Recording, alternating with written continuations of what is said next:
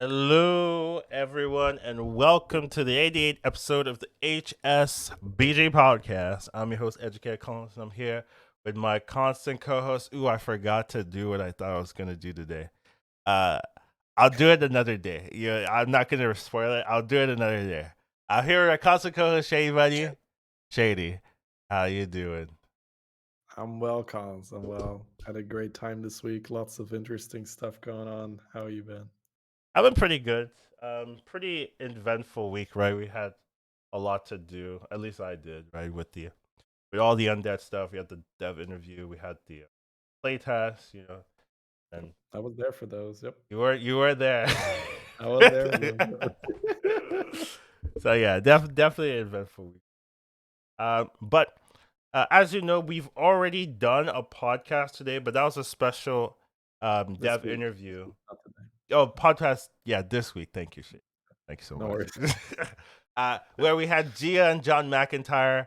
We talked about some of the removed minions, the revamped minions, and some of the we thought before we got to play them, some of the interesting minions that were being added to the game, and what they thought about it, and their thoughts and philosophies about how to design the game, whatever. It was definitely an interesting podcast. I would recommend it if you have. It's the one before this one, so you know take a look at that if you so enjoy. But for today, we are going to be doing um, more of a free flow discussion since we were in the playtest. We actually got to play with some of these undead cards. We got to play with the dual type cards. We got to play with a lot of these mechanics that you haven't got to play yet, but we're going to play once the new expansion is live, which I believe is on the 17th. So in just a couple of days, we will be able to play with these cards. So we just kind of want to talk about our experience in the playtest, some of the new cards, some things to look out for, things not to look out for, what you should force, you should never force. Forcing is a bad habit, But if you are gonna force, I would say this is a good method to be forcing things. Um, uh, Forcing gets stronger with new types. That's a that's better strategy. Yeah. that's definitely true. Do you want to just talk about your experience in the playtest before we start talking Yeah. about like whatever We cards you? can we can start with that. So the event itself was a little play on the new hero Future Nice. Side, which I guess is a returning hero, but he's been reworked so much that we may as well call him a new hero. Uh-huh. So Future Side's hero power builds an undead minion. So very Frankensteinish vibes where you assemble a lot of different components and you build your creation. In this case, it's two times a discovery out of three minions, right? So two minions out of six that you've been offered, and the organizers wanted to have a similar experience with the teams where you would start in one team, but then teams would draft a player and trade one of their own instead. So it really felt a little bit like musical chairs type-ish, where it was like up, down, this team, that team, and you were switching discords the whole time. So then you were, oh, now I'm in this team, now I'm in that team. Some people didn't get traded a lot, so the people at the top and the people at the bottom got traded a lot. Where the goal at the end was to have the most amount of points in your team. So the very I guess low effort strategy is trade low point, get high point. So yeah, the people in the middle kind of just stuck around because there was no reason for them to go or get drafted. I never got But traded, Shady. oh my god, yeah, I was handled around like some commodity. I saw a few teams many times. Anyways, the event itself was a lot of fun. So there was a little bit of an issue in terms of delay due to all this setup for switching teams, and then we had to make sure all the points were accurate, and then you wanted to wait until all the points were tallied before you would make your swap, so that would then add to the delay.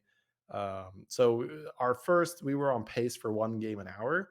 We broke that by a whole game. So in Nice. 6 hours, yeah, in 6 hours we played 7 games. It's like, yes, nice.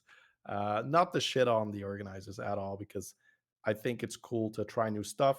But yeah, that was definitely, I guess, the biggest drawback, if there was one, right? It's like there was downtime. But we got to play with the new stuff, which was super cool, and we have plenty of insights to share today. Um, I ended up being the highest individual point earner, so obviously, like as Collins says, I'm biased, right? It was great event. I loved it. It was good meta, amazing meta. All right, it's gonna be great, chat. To be So, fair, the yeah, way the points was structured were not based on, like, I not to no, downplay I get it. your All success good, all there, good. but you ended up playing your team, right? So Yeah, let's say you had a ton of good players in your team. It's a lot harder to accumulate those points and get consistent first place compared to if, let's say, you started in EU and then you just won EU a bunch of times and then you get moved over to, to but then they move you into the other region, and then you just win in the other. Like, it's so much easier than if you have to stay in yeah. NA the whole time, play against these NA super powerhouses all day. So I'm just saying, even Okay, though well, I Shady mean, got the most fortunate, I was gonna say that is a good time for me to mention that I was drafted to NA after the first game, where I continued to get like a second and then a first. So I think I got the majority of my points in the NA lobby, but whatever. We don't have to go on about that. I I just made it It was easier for you. it was a for fun event though. It's not something where everybody is like even me, right? Like we're going to talk about this card later on, right? Hmm. Eternal Night. But like my very first Panda game, I had the option to just go all in on Summoner, and I was just like, I don't know if it's good, but fuck it, we're gonna try, right? And it turned out it was good. But that's definitely the attitude you have going into the new stuff. You're like, all right, let's try. Right. So it is a for fun event. This is where you take silly risks and see if you can do something cool for chat. Slamming pandas, of course, because Panda is a hero that hasn't been that good with quests. Not since the nerf where Panda now is treated as a zero armor hero, regardless of the hero power you choose. So that is something that is cool with the removal of quests, where you can pick a lot of. I'd say overall, there's fewer heroes that are going to be viable, but there's some heroes like Omu, like Panda, that They're you gonna can be look at. very viable. Yeah. Yeah, like Lich King, suddenly like zero armor, but you can reborn something that's very potent. So yeah, definitely some stuff shaking up. So yeah, long story short, I had a very good time. What about you, Collins? I also had a great time because you know what I did first? First round, I won my lobby. I put Shady into my tier. And we were Yep, just playing with Shady. And then it's so Shady good. got moved away, and I convinced my team it was correct though to take Shady back into our team. I was like, okay, so they're gonna go for Crip, right? Because Crip has the most points. But if we take Crip, they're gonna take back, and we're down. It was so let's take the second highest point, which was you, Yeah, unfortunately, and then they'll take Crip, and then we get you for free. They just switch. Take Crip back, and is exactly how it played out. So it was actually a 5 head move. What I needed to do yeah, last turn was take the yeah, third point player, right? Unfortunately, because we would just have to assume that they would ignore you and just go for Crip again, but uh, which is what one of them did. But then we RDU at said the the end same was thing. like, "Wait, Shady has the most points. Let's take so I'm it." taking shady. So it wouldn't have worked out, but I still think if we took Crib, we have no chance because they'll always take one of our people. Where if we take the third highest, then maybe they take Maybe they Crib. miss. Yeah, Yeah, maybe they just auto pick Crip because Crip was leading in the points for the majority of the event because he had an amazing start, but then had a like either a top eight or just in general a bad game at the end. yeah, he had a And then top I, eight, I I think, closed the gap barely. by point 1 point, which I Yeah, was so there was a three-way tie at one point, which gave me 1.6, which is a very weird number, but that's how it ended up working out. So I that means that Crip did have a point 0.5 at some point, so that's how it was one decimal yeah over. So yeah, very. It's basically the same yeah score. I do think they shouldn't. Okay, are we? Do you want to talk about the rules of this Yeah, we can. particular That's the event? thing. We talk about everything, man. Okay, It's all good. okay. I do think there are a couple of things in that rules that could have been adjusted to make it nicer. First of all, we ended up not following this, but I do think it is a good idea that you can't trade away the highest point on your team.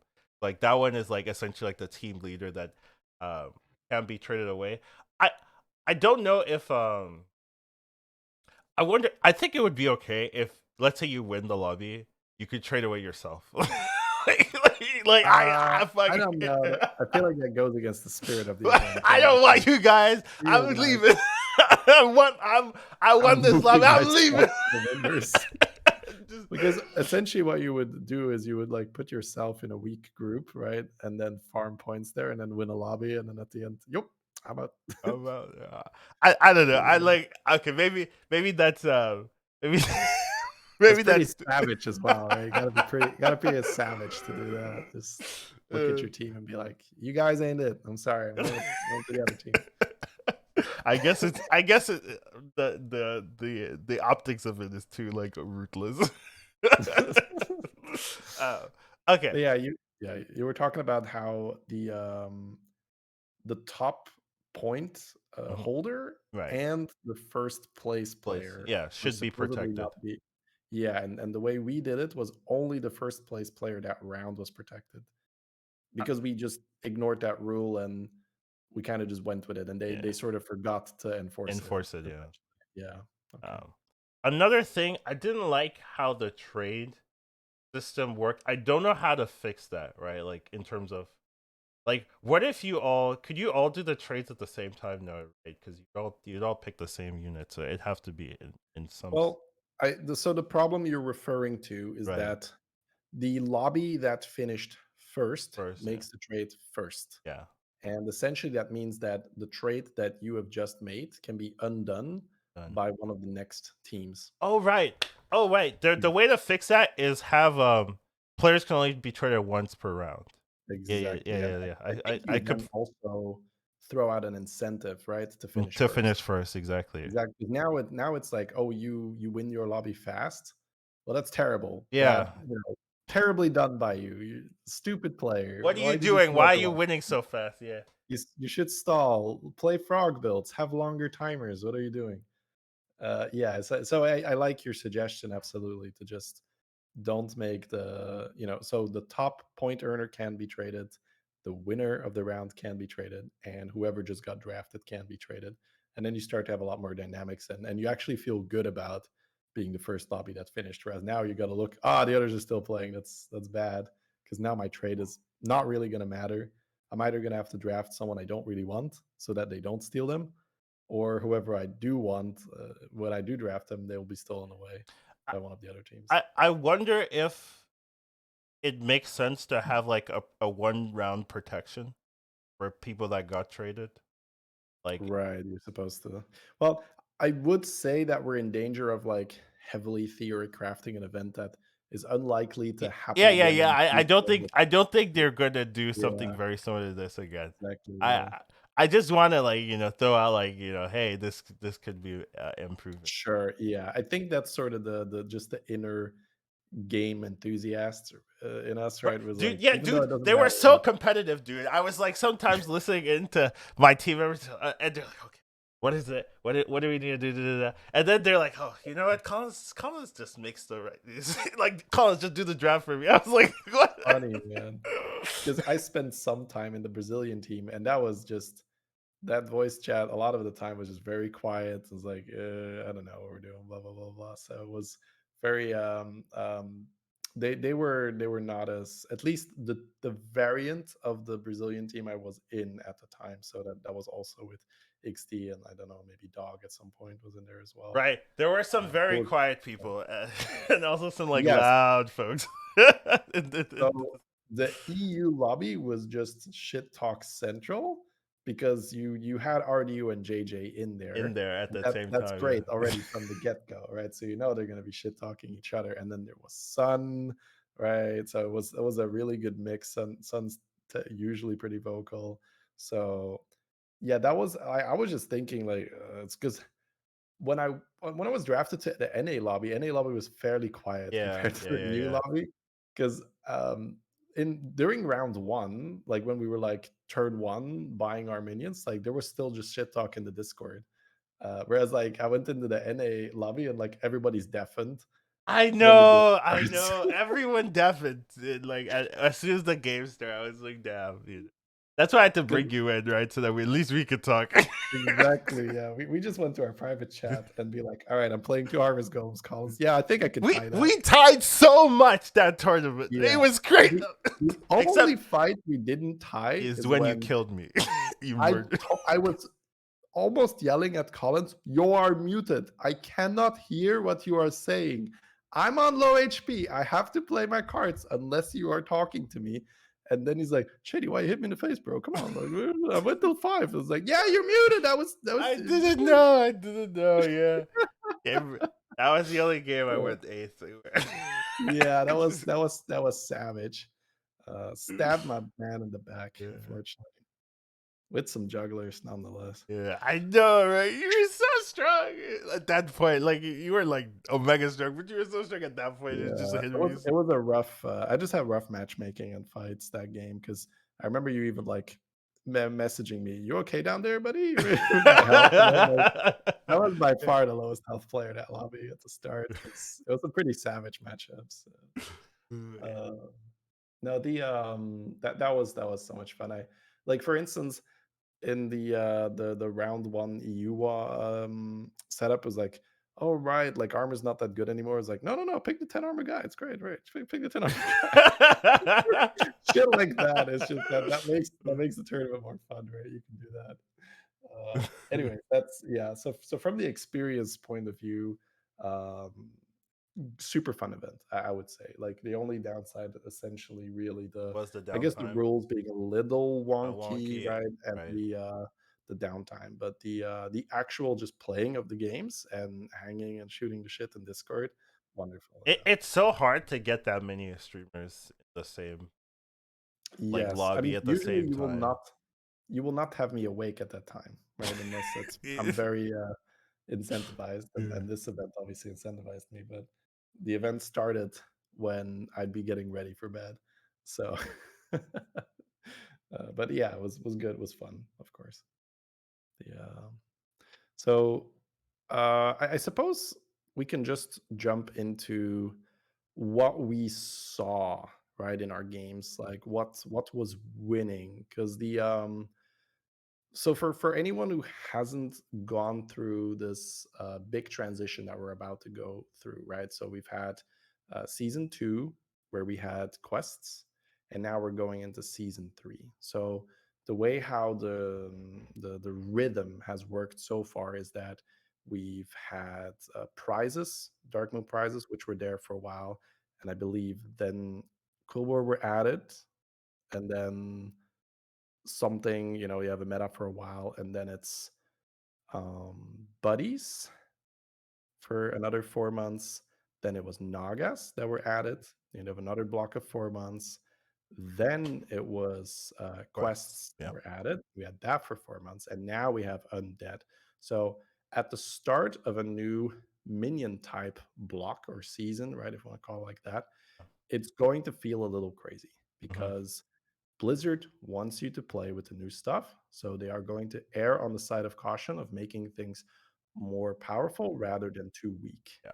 And especially in high MMR, that means that players that are exceptional at exploiting things that are far too strong, it reaches ridiculous proportions. So we saw this with Nagas, where people would build very, very large Naga boards, all with Divine Shield and just stupid big. Whereas the Undead seems like we're just going to have a lot of very strong tokens. So yeah, why don't you like just like what's your take? Like what did you see? Like overall, like my. Yeah, I guess yeah, we can just explore and we'll see where we All right. we'll see where we. Well, first of all, I do think. I guess a nice starting point is it's either undead in general or the new hero, right? Like those are like Here's where it makes the most sense to start, right? Um, Mhm. I do think undead in general, like as we played it, right, that ended up being the dominating minion type. I mean, I think it makes sense because they're new, right? So we were playing it just because it was new, but then it ended up being like this wins the lobby as well, right? But I think Mhm. every single lobby I played, undead won. I don't think Yes. Same here. Yeah. No lobby that was played. At least there was some for because I know Ms. Bowers played the dinosaur variant. Yeah, he The played the Fell Stomper, right? So she did win with Fell Stomper, but it's still but undead. she had Colossus of the Right, right, Sun, of and the she sun. had other undead cards. So yes, I think it's and this is another thing where you guys are used to minion types rotating things that are in or out. That still happens, but undead are immune to that. So undead will always be in with I think the first 2 weeks, I believe. Yeah. Um, so it is not unreasonable to say that you are going to be seeing an undead winner in almost all of your lobbies. And that that's a sounds a little that's crazy. definitely a weird thing to say, but I see what you're Yeah, saying. but it is most likely accurate. Yeah. And I guess the philosophy going into an imbalanced meta like this is to understand that you don't have to win every time, and a lot of it is just okay, somebody hit the nuts with undead. How do I, stay alive a little longer, or how do I play my own undead setup just a little bit worse than them to try and get second place or so? Because if you think that there's going to be some perfect counter that you can play, a lot of the time it's going to just be very frustrating because somebody just has this board that shouldn't happen. So I'm going to give you a bit of an example where I believe it was XD who got 9 Athesas and pretty much got 10 spells for free every turn off a golden Pashmar. So let's put that into perspective, right? Like 9 Athesas, that's 3 golden Athesas with 10 spells Why is every he turn. getting 10 spells for So golden Pashmar, and I'm guessing a lot of reborn shit. Oh, Uh, right, because Something like that, right, right? Reborn is very Yeah, so you can very easily proc that over and over. Now, maybe over exaggerate a little bit, but I think it's very safe to say that I had very large boards too at one point that just got obliterated. And this is the problem where undeads they focus on tokens, and if we go back to the original rock paper scissors triangle, you have tokens that beat poison, poison beats stats, and stats beat tokens. The problem is that if your tokens deal 60 damage each, suddenly that equation is no longer true, and stats will also lose to tokens. And that's what undeads do. Undeads have a card called a Nubarak.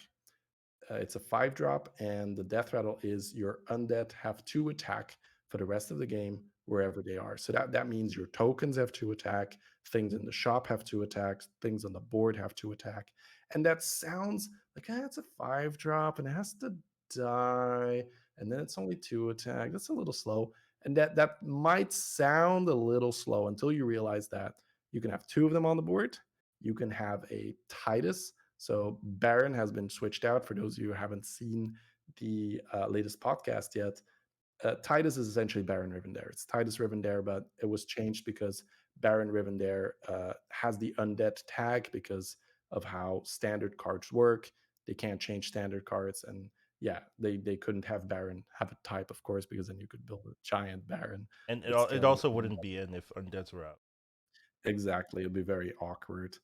But essentially, Baron, right? We'll call him Baron for now because that's what you guys are used to.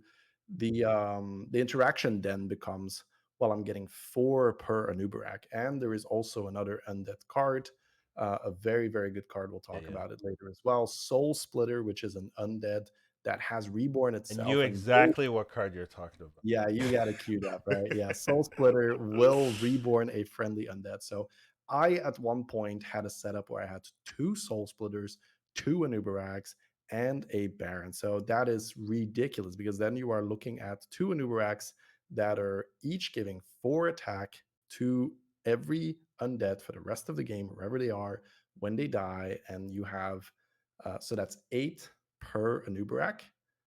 Um, and yeah, that's plus 16 attack per round.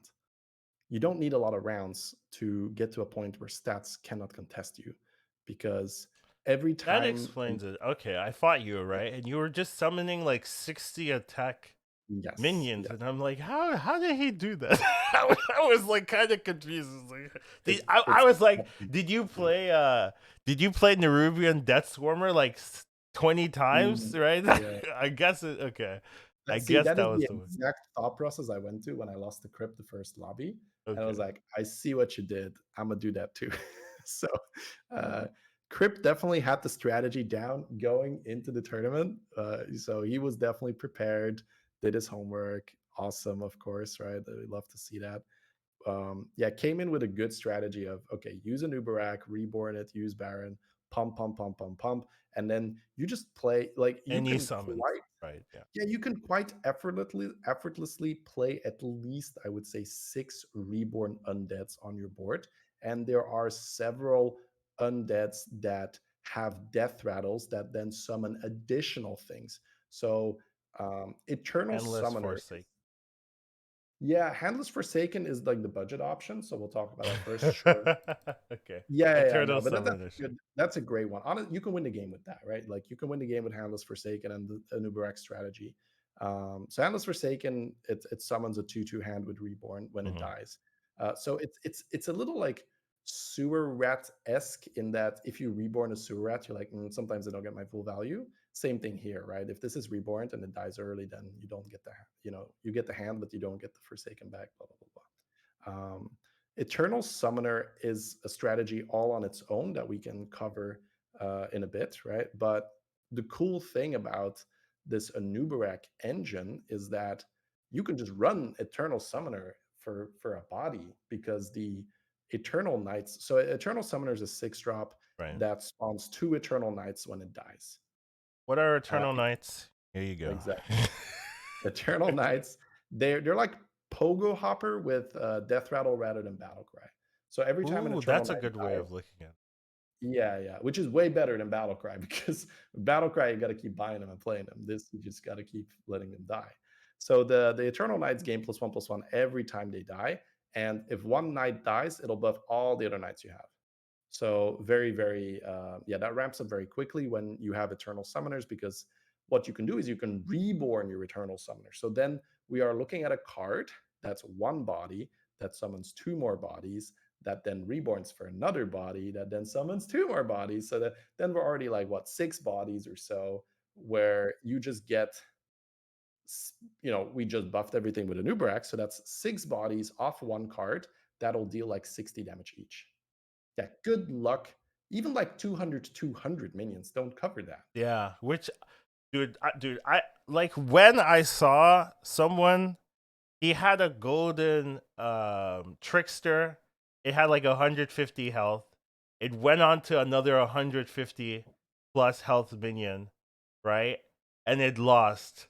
You And just chunk I was just like, what? I was like, it it. just But lost. this is exactly what happened in Naga patch, where you could have such a nasty game with a type that wasn't Naga, and it's just not good enough. Like we're talking original Siren tier 3 Naga scaling.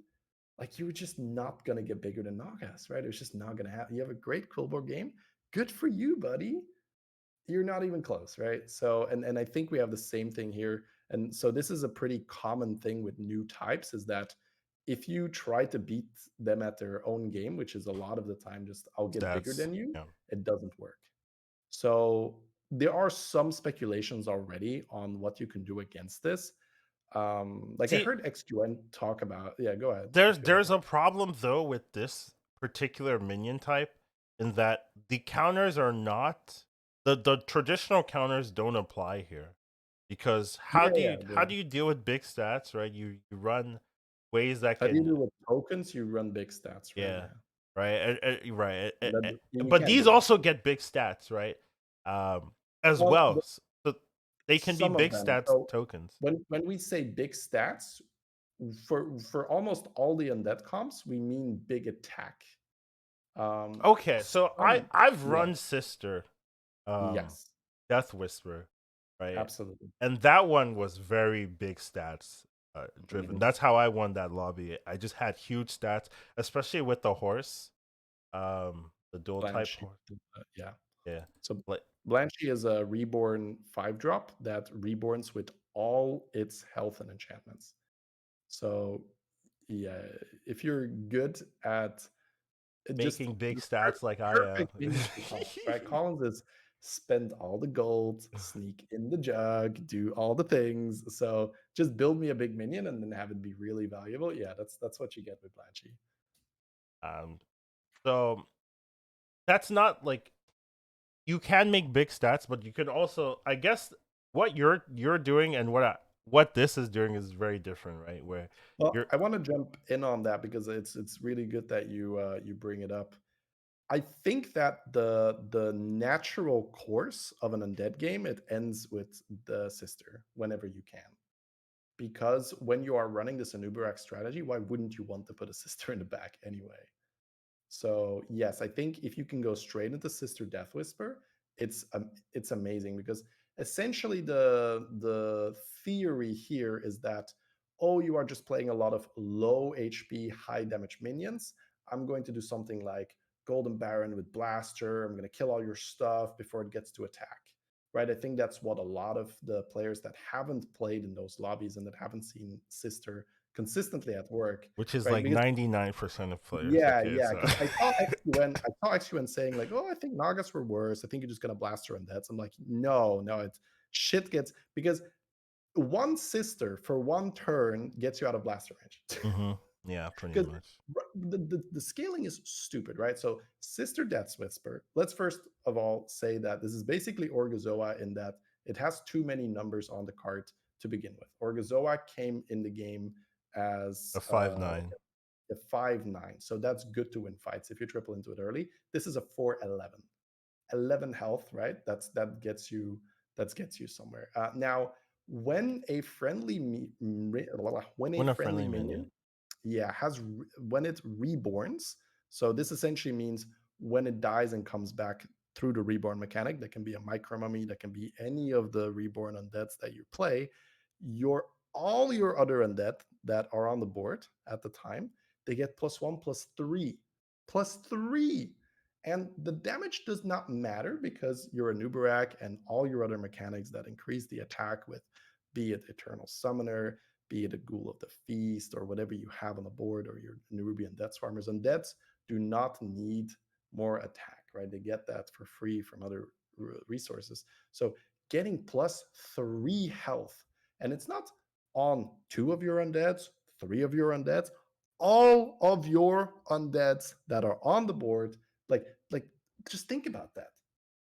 If it's only 4 undeads, you are gaining 12 HP for one thing that reborns, and then another thing reborns, another 12 HP, and then another thing reborns. Like maybe now it's 9 HP because one of the things that got health is so.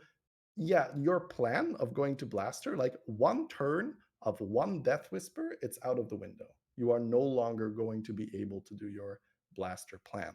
So that's the thing where I think that the lower tier strategy of undeads is going to be, I'm going to make very high damage tokens, but they're going to have low HP, but that is still going to beat 99% of the field the first few days because people aren't going to be ready for that, right? They're just going to be like, what? That's ridiculous. Like Yeah. my minions were huge and they got destroyed by like my big minion got one shot by one of your tokens. That's ridiculous. So you can already do that strategy and do really well. But then when that undead player gets a Sister Death Whisper, that's when you suddenly remove that weakness that you could have potentially had of now, you could use a blaster to kill all my tokens. Now my tokens are also safe from blaster. So that is a pretty ridiculous setup.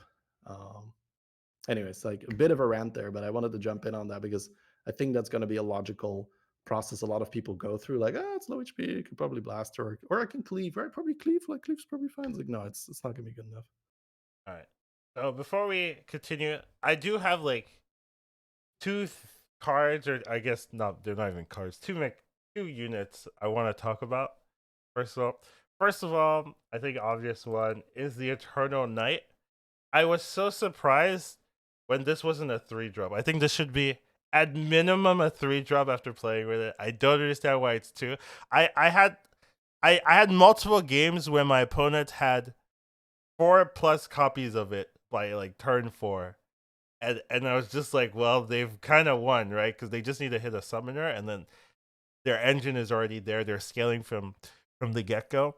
I thought if it was a 3, then maybe it takes it takes there's less in the pool and it takes longer to get started, and maybe that might be enough of a window. But it being at 2 is so ridiculous to me. Like I was just like very surprised. Like I thought it was a 3, as I was playing, but then I kept seeing people have it on 2, and they'll have multiple copies, right? Since there's a lot of them, since it's just a tier 2 minion.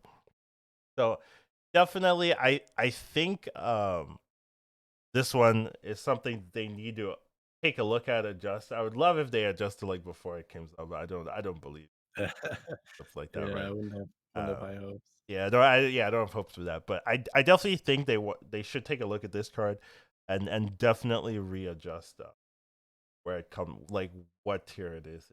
Being at 2, ridiculous. What do you think? Like, do you agree, or you think like it's Yeah, fine? so I think with Eternal Knight, it being a 2, from my experience, it was all the summoner, and then you could just buy big Eternal Knights later, but there is nothing that prevents you from picking it up early and have it be good.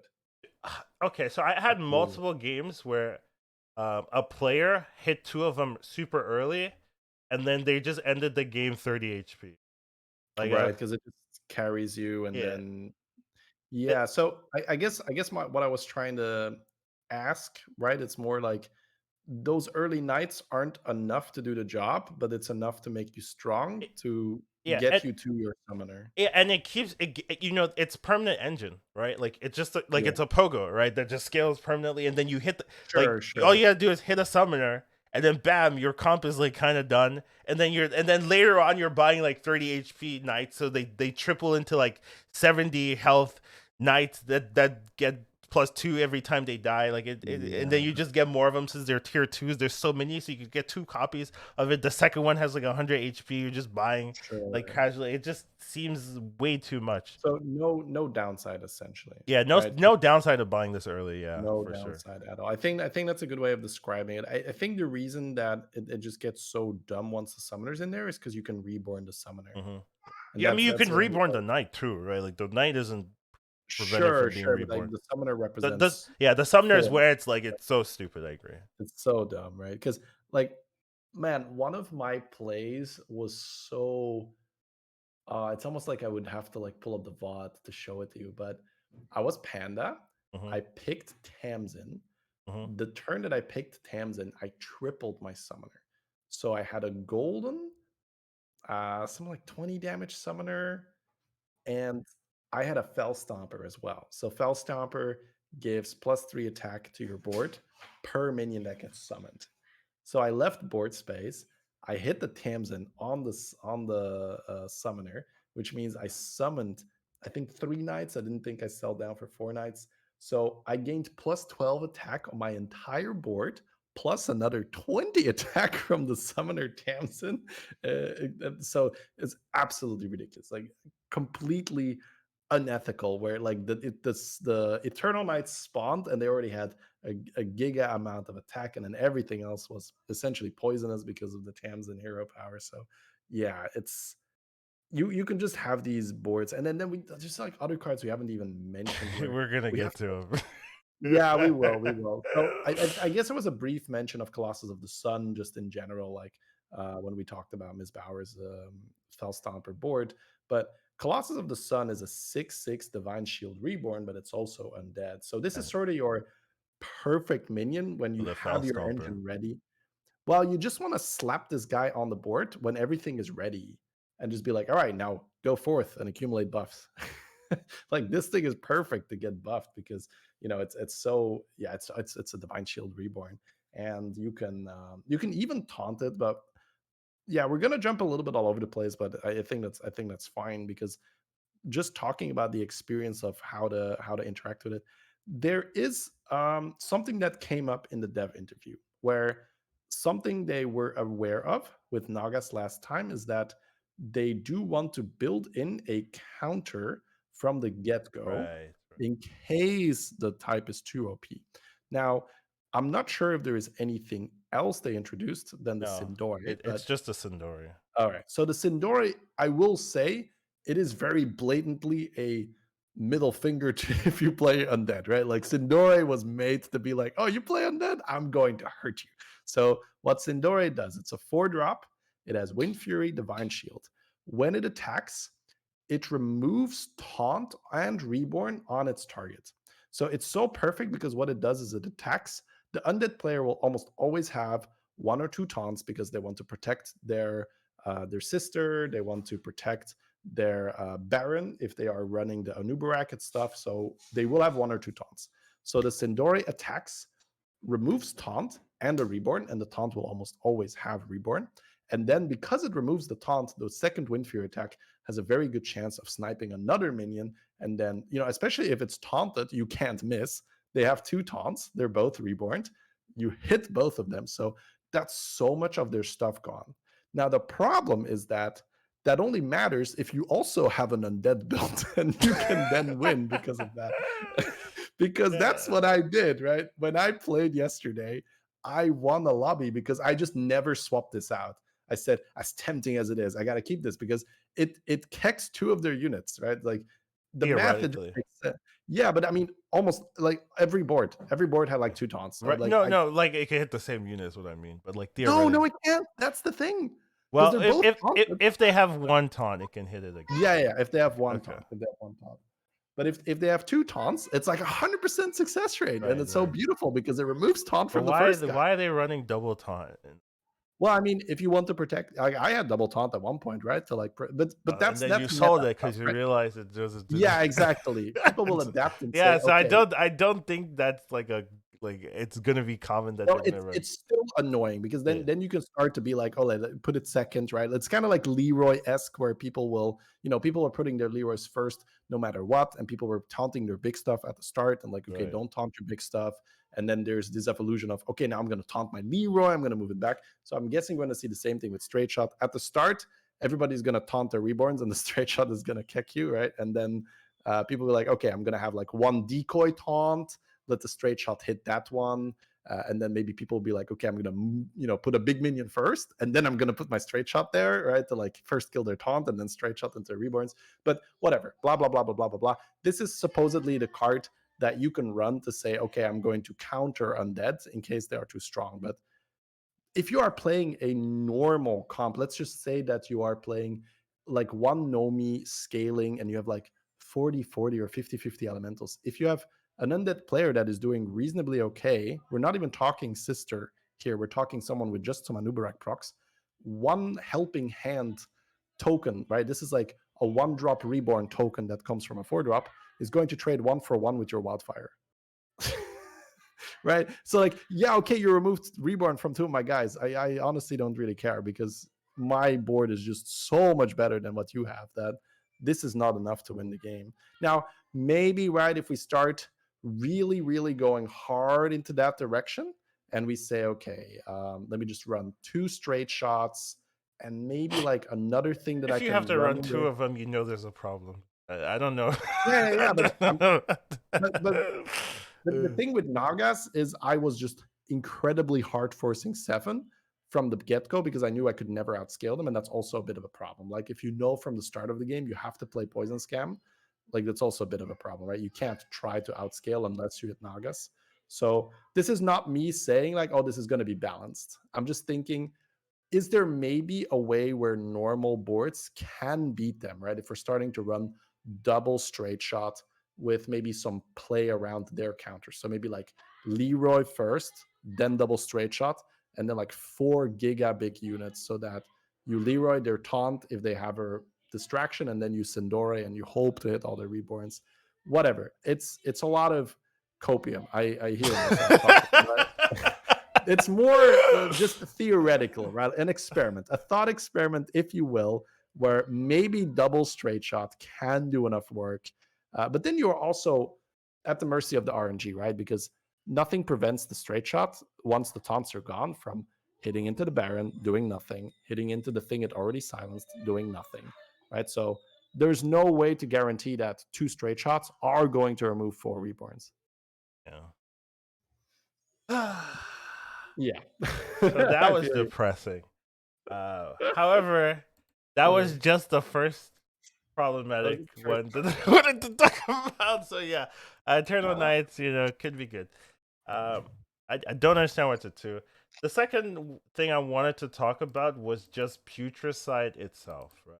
So sure. I I don't know if you got to play with this unit, but I got to watch people play with this unit, this hero, and it just felt so silly, so stupid, right? You were in our last lobby with JJ, right? Yeah, you were, right? Let us without really going into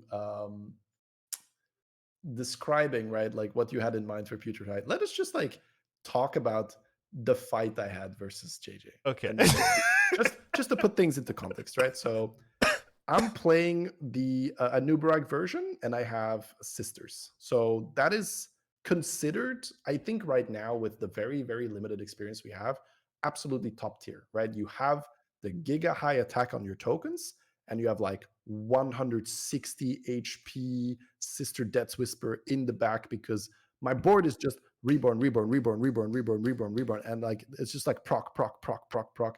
I have like a golden sister in the back, and it's just like it's giga large, and all my tokens deal so much damage. So I have, for what we know now, like the comp, the premium comp. So I actually JJ has a lot of knights. So JJ is playing the different version, the one that relies on Eternal eternal knight Summon, summoning. yeah.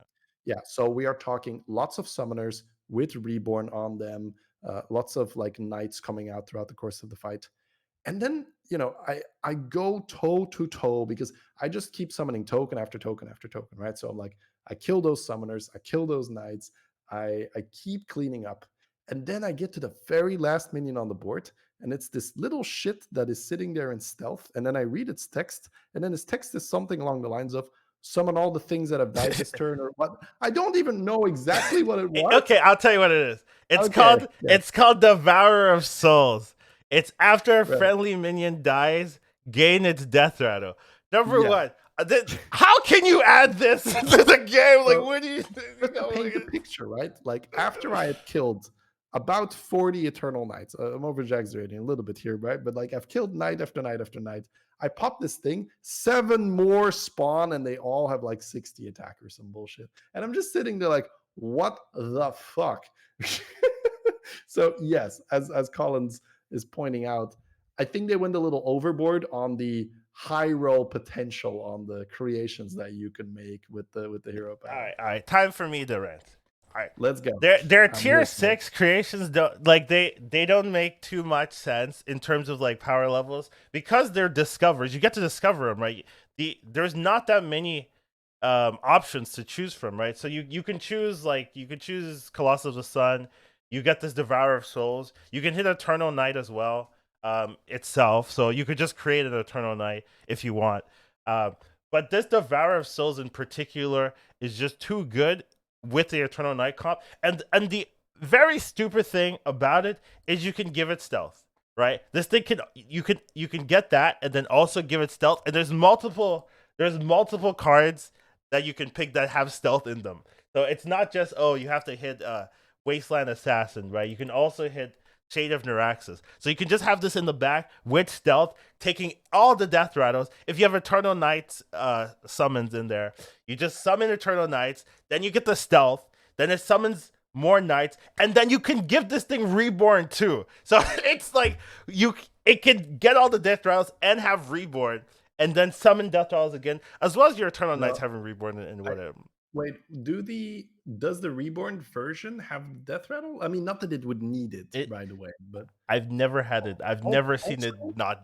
I've never I seen would, it die, and and yeah. and, Also, and the not the die. board would be full, right? Yeah, Because if that's you are true. absorbing That's every true. single Like death you rattle, don't you do need. not. Okay, you You don't don't need the need it. You reborn. don't need it. You don't need to fill your whole board at the end of the fight with Eternal Knights twice to win. Yes, like it's fine.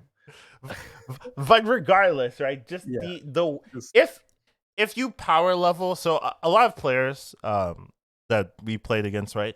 You the main goal with this hero is just power level to 6 because the 6 creations win you the game by itself, right? Like so all you have to do is just make sure you're alive on tier 6, you hit the creation button. You summon, you get one of these. You hit the Eternal Night summons. You just win the game. So essentially, what you'll do is you'll make one creation on four, right? So there's actually a lot of good 4-drop options. There's like a tomb thing that gives you coins. There's ways to get coins in the economy to fix your curve, but you just get one on four to stabilize, and then you go to six. You make two 6-drop creations, and then it's the freest game ever. Anytime I watch anyone do this, it was like so free, and I just don't understand. I definitely think this probably needs to be removed. This Devourer of Souls, I just think it's too much, and even the creation itself on six, like the options are very good, and they're also very consistent because there's not that many 6 drops. You're guaranteed to have I one I tier do six want option. to ask here, like Mhm. in terms of the tavern tiers, you say that you're guaranteed one tier six. Is that confirmed? I believe so. So Oh, if I mean if you watch Crip's video, there's like a list of um options you have depending on your mhm. tier, and I believe if you're on six, you're guaranteed one of the six options. Okay, Uh, okay. Because I remember I watched the video as well. I remember him saying that you're like two tiers below, but maybe that's just like in like that's like general. the And then there's like second. I think that's like the second option. so there is one. So out of the nutty cards, like the Devourer of Souls, etc., like You'll you are get one guaranteed discover one on, of those. Okay, okay.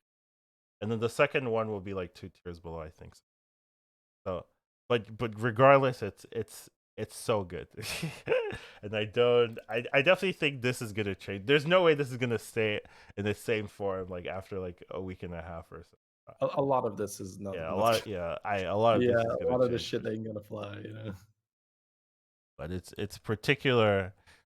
I mean, you can go through the list of options. They're not like super crazy, like veteran ranger, arms dealer. Like they're none of them really are crazy. I would say I think Devourer of Souls is like the standout of like this is too much. And then also being able to give a friendly undead reborn is also pretty powerful. So there's like a Drakari Embler, so you can target reborn, so you could like just give the Eternal Summoner permanent reborn without having to run that reborn um giver unit. So that one is like potentially really good. It's just like it's being outshadowed by the six drops, so you don't really see it as much, but I do think it's pretty good. And then being able to give stealth to some of your death rattles is also really strong, right? So that you know for a fact that they're not going to get killed in the wrong order, right? Since they have stealth. So I do think that stealth, being able to give them stealth, is also really really powerful. And then the coin one on four is like really good ways to stabilize it and whatnot. You can also get poison. I don't know what to talk about that. I don't know if it's that important right now, right? Because poison, Yeah, exactly, right? Like when everybody's summoning tokens, you don't care about poison. So yeah, it's like poison is not gonna matter for the yeah, first few weeks, most yeah. likely. I agree. Like right now, poison isn't as premium as it was before because the meta is all about summoning lots of minions, and if your minions that you're summoning can trade with a poison unit, then your poison unit is not that valuable. Yeah. I Uh, I, I wanna like just touch on the thing you said about the tomb pillager with the coins. mm, People might say like, "Yeah, how good is that?" The thing here is that there's lots of exponential stuff that happens, right? Where if you reborn it, that's 2 coins. mhm. If you have a baron, that's 4 coins. Like that's what I had. So I was getting um, two lich hero powers every turn for free, right? Like it's 4 coins. So the um the upside there as well is that coins that can also do other things and it's more flexible because you could hold them, but then most of the time, hand space, etc. Yeah, that's ridiculous, right? Just like if you have a baron on your board and you reborn the tomb pillager creation, it's you are very very likely going to five into going to six, even if you just have the reborn on it, right? So if you have we did touch on that a bit briefly early on, but when you see this card early on tier four, even if you don't have an undead, just pick Soul Splitter because that is the card, that is the glue that makes it all work. Because being able to reborn certain cards is absolutely ridiculous, and then this is one of them, right? The Tomb Pillager. I So yeah, I did want yeah, to talk about Soul Splitter, sure. uh, but like not like but later. But I also think this card shouldn't have reborn. Like I'm okay with giving a friendly undead reborn, but I also don't think it should have a reborn itself because it's already too good, right? Like even Yeah, just we giving a can. friendly like undead reborn, because what it does is it protects your premium reborns from being like killed first, right? So like let's say it hits sister, right? That means your sister is not gonna die, so you're gonna get pretty much all your sister procs.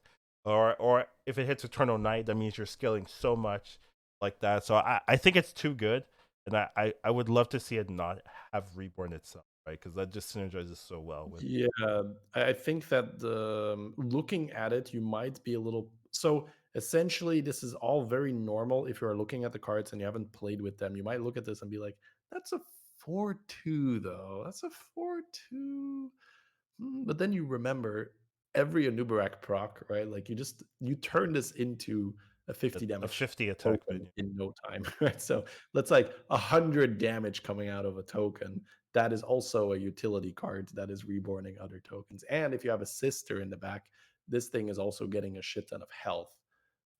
If assuming it's not the first So minion yeah, up, assume it's right? not first. But your Nubarax will be the first minions up if that's what you're running. So yeah, it won't be the first minion up. So yeah. Anyways, it's it's probably a must pick. Yeah, It's in the next few yeah. weeks This where you see it. gives me the that the vibes of the other card that got removed. You know, for Nagas, the Oh, Siren. yeah, it gives me Siren vibes, right? Like it's like sneaky. Like Yeah. this is like the most important card. Like, Yeah, I mean it could be indeed where Siren sort of set you up, right? If you didn't have a Siren, it didn't gel as obviously yeah, Nagas are like playable without I Siren, don't but like I don't know like if you don't have this, you're not beating people who have this, right? Like and that's kind of yeah, like yeah. And Siren. your comp just runs out of juice way too fast. Yeah. Because So, this is the reason you see 6 or 7 reborns on the board. but yes, this Yeah, you know, good. this is just an aside. Like I think this card is too strong. Needs a little bit of a change, and I think removing the unborn would make it more of a drawback where it's not like, oh, this also wins me the fight and gives me scaling and And it's my is engine, yeah, yeah yeah. and protects you. But I did want to talk a little bit about the Wasteland Assassin, right? So this thing has stealth Okay, and reborn, right? sure. Eh, So you're you want to wrap up the future sites. That makes sense. So you touched on like the problematic 6, the flashy ones, but mhm. you think the stealth reborn, if you hit that in your pool, it's also problematic. Yeah, with because it's stealth and reborn, and you get another unit to add on top of that, right? So if you add Yeah. some random great synergy, right, you're getting the So reborn, and then like let's say you added like a death like tomb, or I don't know if you can get tomb or coins or whatever, but like no. So you get one card that's not in, and mm, the other card is a regular undead. okay, So assassin will be the fancy card, and fancy. then but I But mean you can already play like an Anubarak and have it auto reborn. The stealth wouldn't matter, but that'd still be good, right? You'd still have an Anubarak that auto reborns. right, and things like that. So I mean, Yeah. it's still pretty powerful. Like I yeah, guess Eternal Summoner would be really good as well because you don't want that thing to die early. yeah. A I lot of think the I time, saw someone do that, right? They had Eternal Summoner with Stealth Reborn. it's probably JJ because like he just had that stupid board. I think he may have had. Yeah, yeah, Uh, yeah. I think I saw 2 of those little stealth shitters in the back. So I You're think right. he yeah, I think he had the Wastelands Assassin Assassin and then Eternal Summoner, Summoner. and then the other one was a stealth Stealth. thing that's oh my god, it's all coming back to me Yeah. now. 'Cause Isn't that yeah, so stupid? Like it's just like disgusting. I don't understand how this is okay or how this got through at all. it's hilarious that, we looked at the board and there were like some people be like, "Yeah, I don't know, it might kill JJ." And I'm like, "Yeah, I don't think so." Uh, I don't even know what's in that shit, but it doesn't look good, okay, so guys. I had we had another game where someone had Putricide, a Victor, Sun Bacon Relaxer. He won the Yeah. game with 3 cards. He just had 3 cards on the board, and that was it. That was it. He won the Okay. game. I was Elaborate. I, What was going on so there? I he had of course he had what's it called the card that steals all the so he had the we just talked about it the Devourer of Souls, right? So that Yeah. he had Devourer of Souls with Reborn or whatever. Then I think he just had 2 Eternal Knights and one had stealth or something. So he had a stealth Eternal Knight, Wait, when you say Eternal Knight, do or you mean Eternal Eternal Summoner. Yeah, Summoner? yeah. He had a stealth Eternal Eternal Summoner. Okay, Summoner, and then he makes had more sense. another Eternal Summoner. Then he had Devourer Souls with stealth as well, I think. So the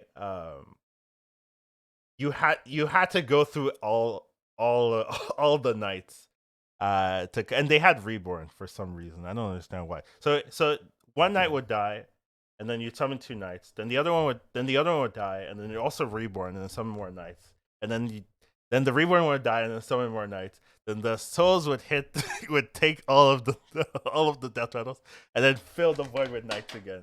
So it was just Yeah. like you just summon 10 or 11 knights That in the that game. does feel like the apps, because we talked a little bit about like the budget version, Mhm. Anubarak, make high damage tokens, then Sister being like the step up above that. Like now you're protected versus like cleaves and AoE. But it does feel like the final destination of the most bullshit undead board is when you have all that, but also giant knights because of Summoner. Because if you are going to be using tokens that you are reborning and summoning, it may as well be eternal summoners. So And then you have all the value plus all the knights. It's I think he ridiculous. could have put Titus right at the end. Just dropped the Titus, and now they summon four knights each and the reborn. Yeah. And then you just play the Titus. So the first one was summon four, then the next one was summon four, and then reborn, and then it'll summon four again, and then the Titus dies eventually, and then the knight itself summons another seven. So Yeah, you get the uh, ridiculous. Yeah. how many knights do you get? You get four, four, four, seven. So you And these stat lines are going to be like 80 Yeah, 80s or yeah. something. He was something like 70 health, Yeah. Eternal Knights every time. Yeah. So the way you look at this, guys, is like it's like kind of like a rat pack, but instead of spawning one once, you have like 70 health minions. Just like try to let that sink in. It's like a rat pack, but it's like 70 rats. Yeah, that's pretty good. So yeah, Um, I don't like this.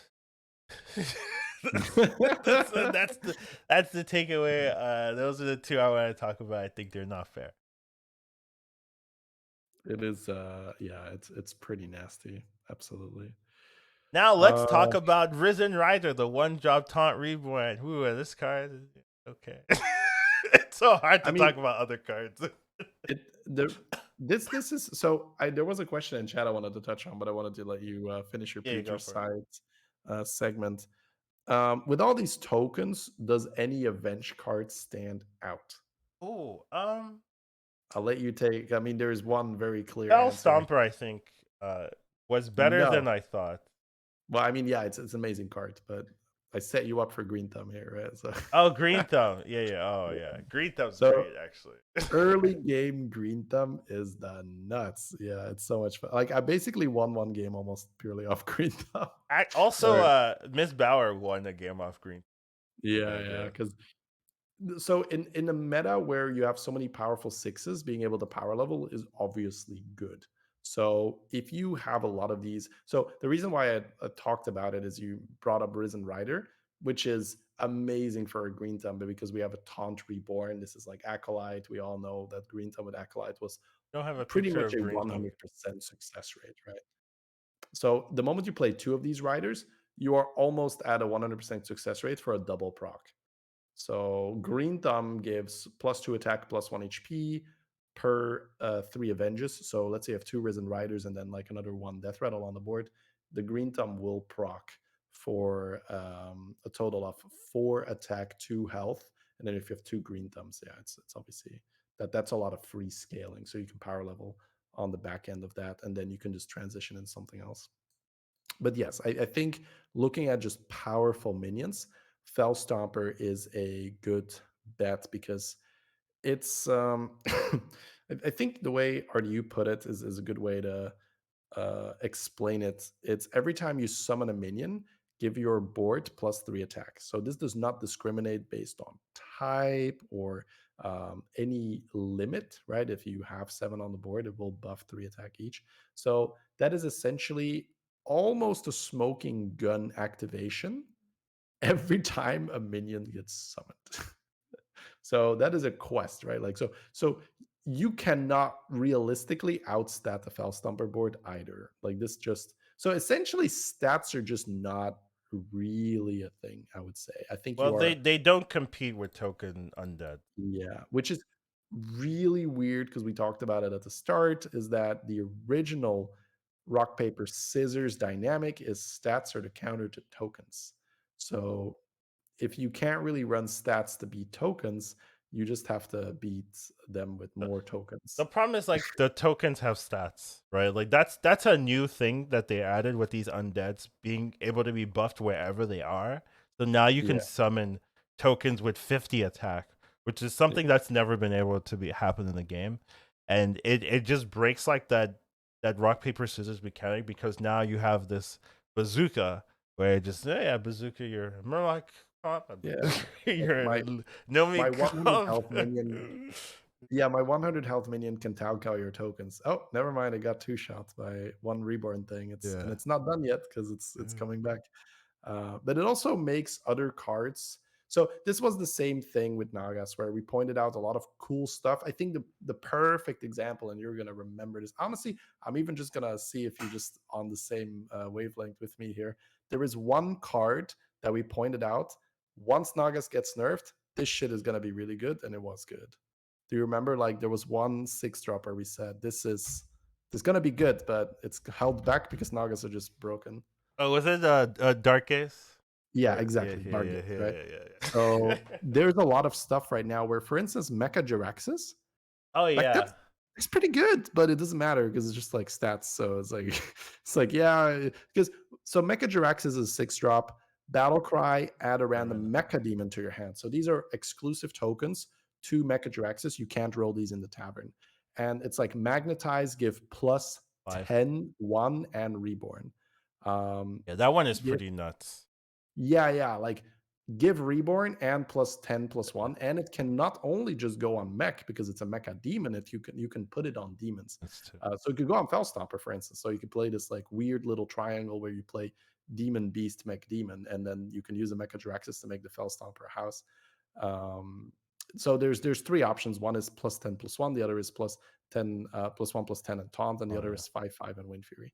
Now you can run a brand and get two of these. You can gold on the Mecha Axis, get a shit ton of these. So that sounds like, oh wow, that's broken, but it's like, it doesn't matter. It's not tokens. It's like it's irrelevant, right? Like I sure, I I you I can picked reborn this for something. the two gold. Yeah, I yeah, yeah, did. yeah, pretty much. I You did just use so- brand and cycle it or something. You triple into it and be like, okay, I guess I can I follow. got two gold. Yeah, that's how that's how I I can used try it. I can try like one thing I did use it for is I tripled one of the minions to get another sister. Like I had brand Mechadraxes and I got like the no, I played this was actually really cool. I played Panda and I rolled Shutterwock. And I rolled Uh, hard for a brand because I and they're played so someone like that. broken. This other. Yeah, yeah, yeah, Panda's really It's good. so So stupid. Yeah. I got a golden rusted Reggie and I just like, whatever, I'll just slap it here. Same thing with Greta Gold Gun. We talked about as well. It's the six drop that is essentially Golden Hammer, but only for a Naga or Pirate. Also, again, like sure, APM Pirates, but I think for the vast majority of the player base, they're going to be too slow and too late. Yeah, I tried to Yeah, do it. And like it's I going to got be like tough. third or whatever. It wasn't that great, and I still just lost to Undead. Because like when Yeah. you do Hogger, right? What's your end count, right? You have 200 health Hogger, 200 health like Well, Salty Looter or let's. whatever. So I think for the very, very, very high end of Hogger players, they will still beat Undead because essentially They what get you it too do, fast. yeah, the well, we're talking about perfect conditions, right? Like they're alive, they got the Greta early on, they got the I second mean, one how like likely is immediately. that, right? Yeah, yeah, but I'm just we're painting a picture here as of no stats can beat it, right? But APM Pirates is still APM Pirates. So Right. the perfect way to play APM Pirate right now is Murloc is in, and you just use Chef to make Golden Ball of minions, and you use Golden Bran to strong arm The one Golden strong Ball of arm, the minions, and then you play like four other Golden Ball of minions that you were able to buy because of the chefs, and then the ball copies to two more balls, and then those more balls. It's just like Yeah, exponential, exponential. this is the niche high level. Like, there's like 10 Yes, people that, in the world that but does no this one. casually. Yeah, Like, I don't know about this. realistically I don't know speaking, about we this won't get play there. shady. No, but I want to throw it out there Okay. because I think it's a fun thing to do. I've done it, not to like an insane degree, but I've the ball of minions thing is fun. But I think for the let's say like 99+% of the player base, Right. you're probably going to be too slow in growing your stats. Um, to contest the tokens, right? Which is kind of crazy to say that infinite gold It's not without enough. the actual infinite time is not going to cover the amount of damage that undead tokens can put out. Now, what it would do for you is that if they don't have that health protection, you will be able to find a golden blaster and a golden Titus. So you will do 18 damage AoE. If they don't have a sister for a long enough time, you can really mess up their setup. Just AoE all their stuff. But if they have the sister, then 18 AoE does not matter because 3 health per reborn very, very quickly gets out of range for 18 health. Yeah, I know. I'm not, every time you make me sadder. No, I Like, mean, there's I nothing think else to do. you have to Uh, embrace it, right? Just say like it's going to be a token meta until they nerf it. Because like there's other cards like Puffer Quill, 4-drop that you can make poison. but it doesn't matter right In- now. yeah, interesting, but completely irrelevant versus tokens. Cyborg Drake, Yeah, I do plus want to 10 talk damage. about Cyborg Drake, Yeah, and I I played 2 of them in my first game. It was okay until I started facing Undead tokens. It was completely useless because, yeah, tokens don't really give a shit about so your damage. let's say undeads get nerfed and they're not as prevalent. Yeah. I do think this would rise, like, not again, but like, this would become more prevalent and be relevant. So essentially, stats being good, this is kind of a 2-for-1 because you cover some of the stats with your high damage, but you also block poison quite well. So yeah, I do agree that once, if hopefully, right, Hopefully, yeah. we get to a point where undead are manageable so that stats kind of come out to once again, guys, this is all just us talking, and we are probably, at least partially right here because we've I played with the cards. I uh, always love it when Shady's like, "Well, I don't know for right," and then like no, okay, inadvertently we're sure. always right. Like, I just okay, always it's want like, to. have some confidence here. It's not so much confidence as it is trying to not be too arrogant, right, in that prediction. But uh, yes, okay. So if I would have to make a bet, of course, I will make a bet that stats are not going to be that useful in the upcoming meta. So yeah, let's assume that we get a patch and undead get toned down and stats become useful again. Then yes, cards like Puffer Quill, cards like Cyber Drake, and even Magma Lock, which I played a very fun game with 2 Magma Locks. Actually, Soren is in the chat right now. He was watching that game and it was super fun because we were doing. It was a feel good unit because what do you want to do?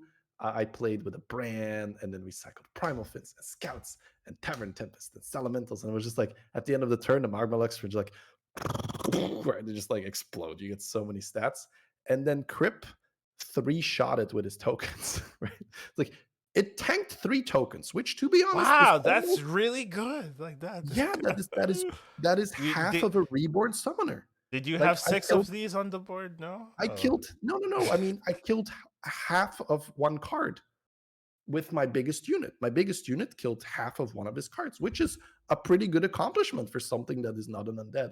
But if we are talking in that way, obviously this is ridiculous when I say that my Giga Murloc killed half of one card. Now, obviously, we're talking about the premium undead token, right? It's a reborn eternal summoner, but I killed half of one card with my best minion, and it was large, right? Like it was Hey, trust me, easily guys. like Trust me, it was yeah. large. It was big. And that was game number 2, Two, I think, right? or I maybe think. it was game 1 or 2, like, and I that was the point where I realized, oh, completely irrelevant how big I make these things. Completely irrelevant. Okay, 100% not caring about stats at all for the rest of the tournament, and it served me well, right? Like stats went out of the window immediately. I was just like, the only thing that matters is either do the undead stuff or counter it with. We can talk about that a little bit, right? So obviously, the best option for you is to also play the undead stuff. But sometimes you roll and it's just not showing up because there's 7 other people buying the same cards. At least, let's say day 3, day 4, people get used Right, to right. this. Day 1, if you listen to the podcast, if you watch the event and you're Just going up force against it. people who have no idea, Yeah. you have a great time because you know to snap by it always and all that. But let's say it's like day 3, day 4, people have caught on, they know what's happening. It's going to be a lot harder to hit these cards because everybody's buying them. So, what can you do if you are absolutely not hitting? It's not making stats. We just covered that. But a Bird Buddy Rat Pack, Juggler with Void Lord, etc., that actually keeps you alive a pretty long time. Now, once they get to Sister, once they get to Big Knights, you are dead. But you knew that, right? The end was coming. But at least uh, you these, tie or this even at least advice is so depressing. it's very sad, but it's the same thing with Nagas, right? Like if you couldn't properly counter Nagas, you knew you were gonna die. The goal was just how late can I die, right? Can I die later than the other people that didn't hit? And that is really our goal, right? If you're trying to climb, you're trying to die later than the other people that didn't hit. And if Just you force are Undead. I'm not giving this advice. yeah, yeah, but some people want to know what to do when they just don't see the All cards, right, right? So fine.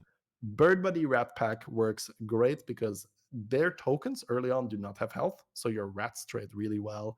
Juggler with a lot of shots as well, same thing. Your tokens don't have a lot of HP, so your juggler shots a lot of the time will kill the tokens. But yeah, the jig is up once they hit the sister because one round of sister means they have a lot of HP and it's over. They have just way too much health on their guys, and your rats don't trade favorably anymore. But it keeps you, it gets you through the mid game, and even maybe if you're lucky, somebody that is almost ready to pop off, but low HP, you can actually kill them with your bird buddies or so. Yeah, like they're almost ready to take the 6 drop, but they had a bad fight and they're low HP. You might even kill them. So yeah, and then you can upgrade that with Fell Stomper later to be relevant a little longer again. But yeah, I played with the proper Undead setups, and even a good Fell Stomper board, I think, is it's not going It's to not good hold enough. up. It's not going to hold up. Um, so another thing I wanted to talk about was the. This is not like a super important card, but Jelly Belly. What's your thoughts on that overall? We did ask them. We did think it was going to be Exactly, crazy. exactly. So after playing the meta, completely irrelevant, I would say, because you are just looking for a way to juice the tokens, not like juice the individual minion. So you can buy it Yeah, and put it on the board if you have the it's gold and you okay have tempo like on tier exactly three, right. but it's not. You're Like not keeping it for your end game comp. no, no, no, no. And I really understood that once I had like those two first games under my belt. It's really like almost like having a having the risen rider on your board. You will probably keep that and kick the jelly like when you transition into your comp because the taunt reborn is probably better than the jelly that grows. So that's a good example of saying that the jelly is 100% there just for tempo, but you would much rather just set up like a handless forsaken, the 4 drop. That's a 2/2. That is death rattle summon the 2/2 hand with reborn. That is way better because that's going to fuel your sister later on, but it is also going to benefit from your Anubarak AoE buff. Um, a little card that was fun to play with, I would say, is Lich Doctor as well. Played a little Is Lich that the Doctor. no? That's not the bad. It's the 3/2 that buffs every minion that died last round. Oh, that one. Yeah. Okay. So kind of as It's well, like a you're gonna end spawn. up yeah, you're gonna end up selling that, but like a pair of these on the board can help you level. So that was nice. We do have a question in the chat asking about any particular hero that gets better in the token undead meta, and the Lich answer King. is yes. Yeah, yeah. So I will say the broad way of looking at this is you have to kind of turn that knob in your head where quests are out. So any consideration for armor is now Yeah. purely I have extra health. And that is obviously way worse than I have an easier quest. So something like a scat gets Yeah, way I was better. gonna say Look, all the calm, zero armor yeah, units, like they have yeah, zero armor for a reason. Then also stealing units, right? So it's scabs, lich, reform, right? You're gonna get yeah. undeads, and then also the master win, future side, um and lich king, right? They also do well, and then another one I think is like sneaky good is Braybo, right? Since I don't think it's Undead's. that sneaky. Well, I don't like that hero, so for Oh, me, it's for pretty. you, yeah, Yeah, yeah. I already love Grabo right now, so I don't like yeah. that hero. But I think Well, Gravo makes sense here, where you I guarantee the will procs. say that I think that you would still rather have one of the zero armor guys that can just generate the 6 drop, right? Because Grabo, while Yeah, the effects yeah, are I all agree. cute and useful, it all doesn't really matter if you don't have the If you summoner, don't if you hit don't it, have yeah, the sister, etc. So the reason why a lot of these zero armor heroes have zero armor in the first place is that they are good at getting a 6 drop, one or sometimes even two turns ahead of the other heroes because they get extra economy through either stealing units or being able to purchase them at a cheaper price. Like Maiev, for instance, is a great example. She doesn't steal units, but she can buy 2 units each turn. Starting turn one, honestly, if you hit economy, you can like sell your Sally and hero power. So buying 2 units each turn guaranteed is obviously very powerful if you want to generate one drop pairs and then triple. And when getting a 6 drop is important, it's that's obviously way better. Now during the quest meta, going straight for a 6 drops got punished very hard because while you were holding your cards waiting for your 6 drop, you were not completing your quest most of the time. So other people complete their quest, they hit you in the face, and you have so low HP to start working with your 6 drop. That is all out of the window now, those considerations. So we are back to holding our cards for a 6 drop in a good amount of the cases, not always, of course, but if you don't know what to do, six is a good idea. yeah. Um, I yeah. like to follow up on that. You do think that it is going to be a pretty six drop centric, based on like the Yeah. Eternal Summoner being on to be. So I had one game because I was in a stacked lobby where I took a 5 because I'm just like, it just makes sense. And I got lucky and I hit a noob. I think that is Oh, probably the okay, best 5 for you to pull, right? So a noob is in there. An early abomination, right? So you have a 5 drop right. that's a 3/4. And Avenge 1, gain 1/1 permanently is also fine. So it's not like you don't have anything on 5, but obviously 6 is far higher Far stacked better. because Yeah. you have your summoner, you have your death whisper, your sister, right? You can also hit a Colossus of the Colossus of the Sun. Sun. You can hit a Fell Stomper. An early Mechadraxis is great tempo because Mechadraxis can be magnetized. So you have a 315 that can gain 10 damage, right? So now you suddenly have a 15, what the is that? 13-15. A 1315, right? You That's could also have an can 8-20. Also uh very strong. yeah, 820 or even the other health, right? You have four Well, you have a and 325. I think it's one attack as well. So you could have Oh four. yeah, you're right. It is. Oh Yeah, right, so I mean, early on, right? Like what we're talking 9 gold, right? If you go for a quick triple, right. that's pretty good on 9 gold, Four especially when 27.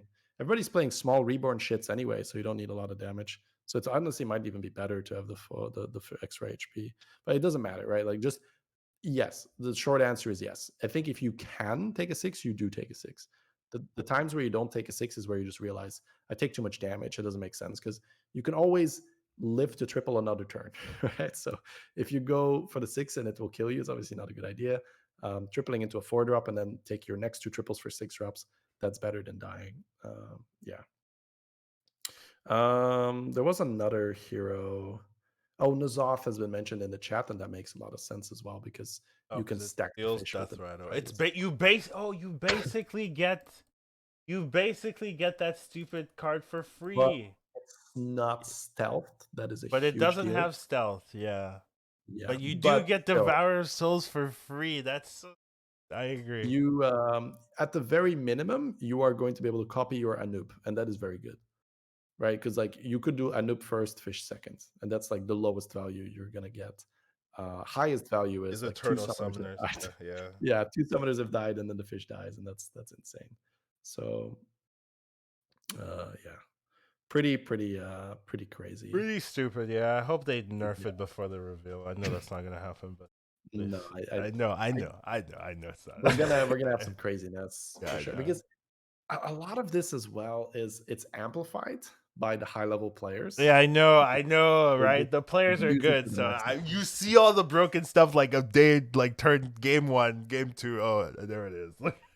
Like they've learned in one game. Now I'm struggling. It's so annoying.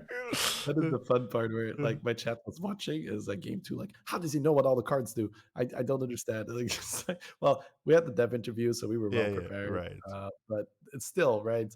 That's what good players do. They even if you might not remember all the names of all the cards, your You know what brain, kills you. That's the thing, right? yeah, Like, it clicks your like, all I needed is that one game against Crip and be like, "Oh, I understand it now. Okay. These things don't matter." So another thing, which is already a little maybe too nerdy in depth, but hey, it's our podcast, so I'm gonna say it anyway. go for it. If you are going into undead mirrors, you have to see what they are running. If they are not running the high HP minions, throwing your Anoop and your Titus, your Baron, quickly is going to give you the advantage, because this is something I did where I was up against the mirror match, but they kept their Anoop and their Baron, and I just added more Undead tokens. So Anoop is a 5/3 that doesn't have initially reborn. So if you can run a Summoner instead, if you even like a Handless Forsaken instead, that is just way better. If let's say you're already up to 50 damage, you're gonna kill a lot of Eternal Knights already Right. anyway, right? You're gonna one shot them anyway. So if they are playing a token based strategy and it's not Sister with like 160 health sisters in the back, you don't need to milk that Anubarak and Baron strategy.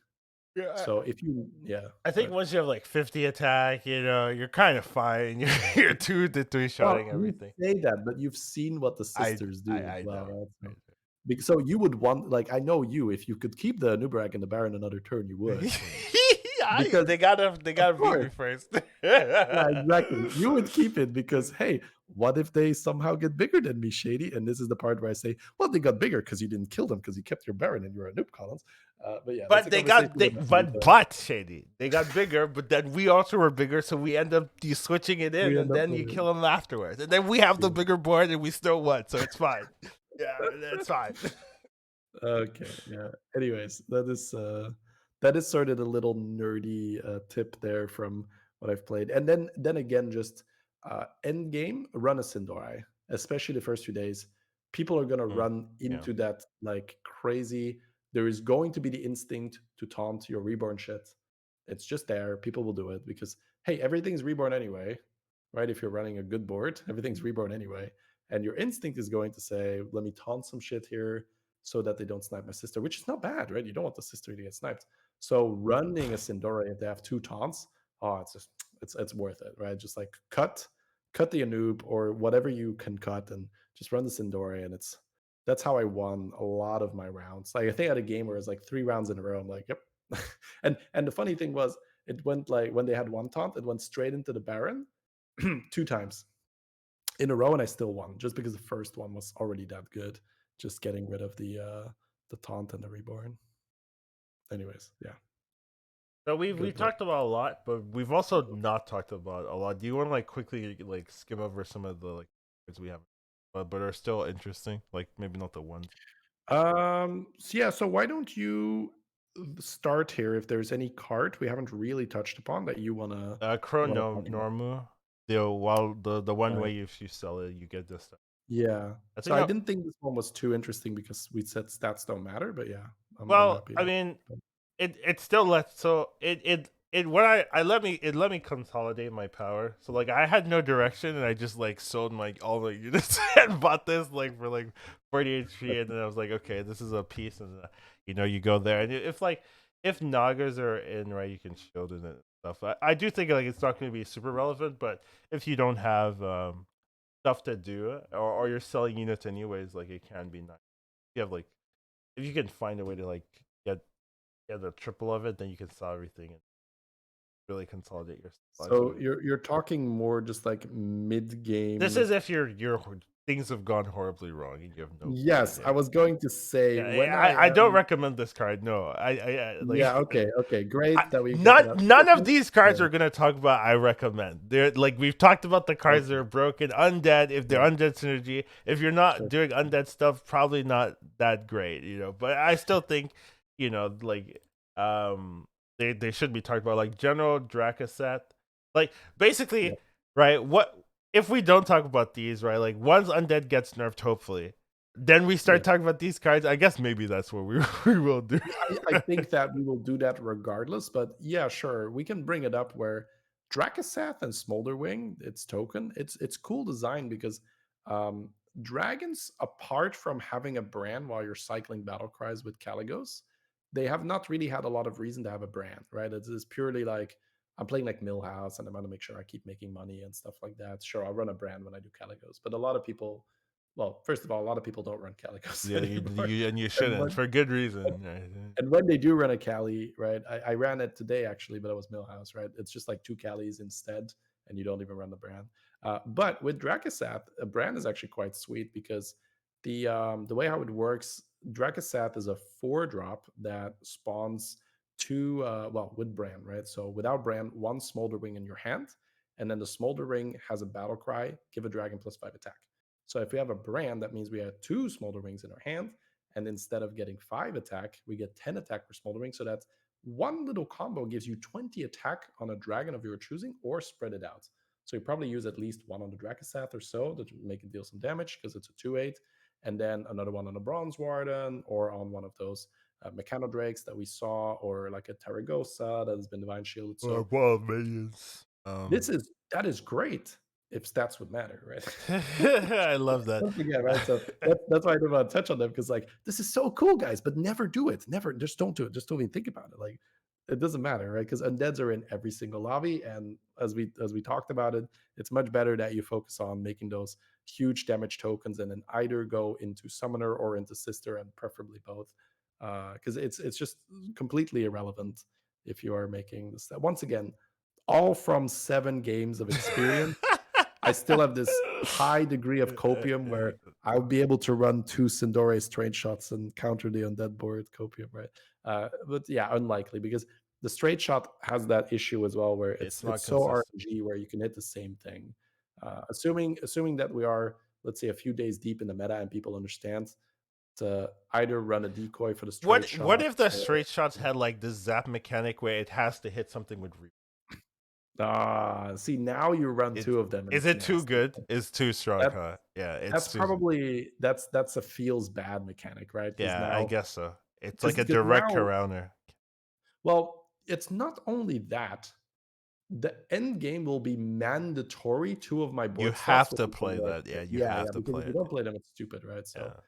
like from a pure experience point of view, everybody just hates it because they have to run 2 of them. It's kind of like Prestor back in the day where I see you what you, have to yeah. Oh, run I see what Prestor you're saying. Yeah. Okay, under I hate it Amalgam. now. I hate it now. Yeah, yeah, yeah, yeah. Like that felt bad, but like I can make another huge amalgam. No, run the Prestor The cards. depressed. Otherwise, you lose. You have to run a Prestor. I could add +100 to my board. No, roll for Prestor. It doesn't Yeah, matter roll for anything else. Roll pressers. for It'll be Prestor. roll for straight shot. Yeah, I see it. Yeah. Yeah, yeah, Okay. exactly. So we don't want to create that situation either. But I do think that in its current form, it's unlikely that you are going to consistently Win. make Yeah. a stat comp, right? So let's say a Nomi board, or in this case, like we're talking about a Drakasat, like a Taragosa board, right? Taragosa, usually respectable amount of stats. I don't think that you are, on average, going to win the lobby with 2 straight shots and, let's say, 2 big Taragosas and then some other fluff on your board, because the issue as well that we have coming from the previous meta is what was the meta that is still on the live servers. What is that meta all about? You hit Make the 3 big, yeah, I was just gonna say, like, make like 3 or 4 big minions max, play Leroy Queen, and then that's don't give a shit about Leroy Queen, right? right. So Yeah, that's if you're something we running, haven't talked about, right? Leroy Queen yeah, and yeah. Leroy Queen are useless versus on that. So, like Leroy, not entirely, I suppose. It helps you get through a Colossus, but if you're Queen not creating, entirely, I suppose, right? Like it no, still Queen's kills. pretty It kills pretty one bad. unit. You Well, the know. reason why I mentioned the Leroy is the Leroy maybe allows you to get to your straight shot targets faster. But yeah, that's a sad purpose for a Leroy. The point I wanted to make here is that, let's say you are in the spot where you run 2 straight shots, Hmm. you would still need like 5 giga units. Yeah. It's really hard to build 5 giga units. Like, you don't really do that with today's tools. You build like 3 units with a Theo, and then with quests, maybe you like spawn an additional one with the Evil Twin or Evil Twin. something. Yeah. But you make 3 big units in the current meta. And for me to have some hope with the straight shot, you essentially would need 2 other tech cards as well. So then it's like Blaster Baron, 2 straight shots, and 3 chompers. But you But once can't again, go yeah. blaster and straight shot, right? Because you'll lose your divine. Yeah, you have to almost like run one and they'll go first, and then the whole point is gone. So Yeah, yeah, but then essentially, it's a I just 50-50 flip that you lose. it's Or- yeah, I did that one time. I did that one time, and it kind of worked out. But whatever, that's it's desperation. But you should be desperate in that spot. The point is that I don't see what you put behind the straight shots.